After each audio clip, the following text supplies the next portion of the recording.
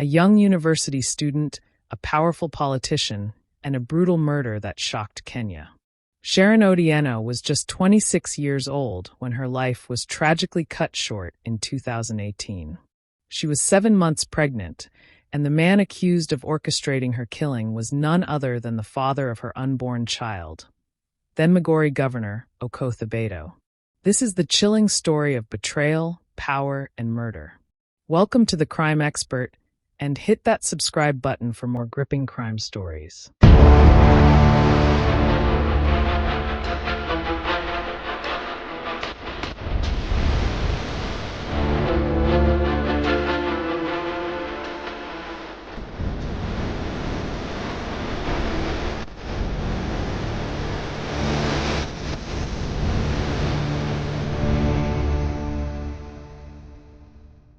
Now let's dive in.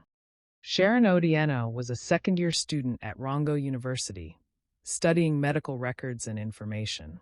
She was known for her charm and ambition, but her life took a dark turn when she became romantically involved with the then-Migori Governor Okoth Obado. It was a relationship that, as investigations would later reveal, would prove fatal. Their affair was no secret. Sharon was pregnant, and she had confided in close friends that the governor was the father. However, she was becoming increasingly worried. The pregnancy had become a point of tension, and she feared for her safety. She wanted financial support and public acknowledgement, but instead, she found herself entangled in a deadly web. On the evening of September 3, 2018, Sharon Otieno and journalist Barack Ojwuor were lured into a trap. They had been promised a meeting with Governor Obado's personal assistant, Michael Oyemo, to discuss the pregnancy issue. But things quickly took a terrifying turn. Sharon and Ojwuor were kidnapped by unknown men and forced into a car. Sensing danger, Ojwuor managed to jump out of the moving vehicle and escape, sustaining injuries. Unfortunately, Sharon wasn't as lucky. That night, she vanished, and what followed was a murder so brutal it sent shockwaves across the nation. The following day, Sharon's body was discovered in Kodera Forest, miles away from where she had last been seen. The autopsy report painted a grim picture. She had been raped, strangled, and stabbed multiple times. Even more horrifying, the stab wounds targeted her unborn child, as if to ensure no trace of the pregnancy remained. It was a calculated, merciless killing. The brutality of the murder sparked national outrage.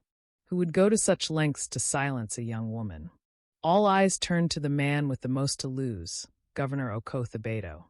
As pressure mounted, the investigation led to key suspects. Michael Oyemo, the governor's personal assistant, was the first to be arrested.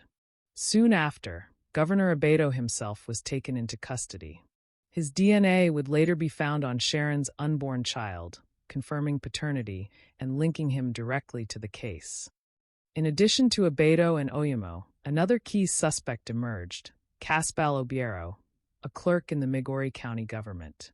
Obiero was accused of facilitating the crime by arranging the vehicle used in Sharon's abduction and falsifying medical records at KCI Referral Hospital to cover up the crime. His involvement linked the county administration directly to the murder. In court, Obado denied any involvement in Sharon's murder.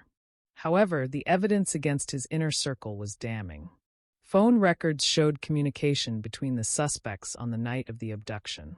Witness statements painted a picture of a desperate attempt to cover up an inconvenient pregnancy.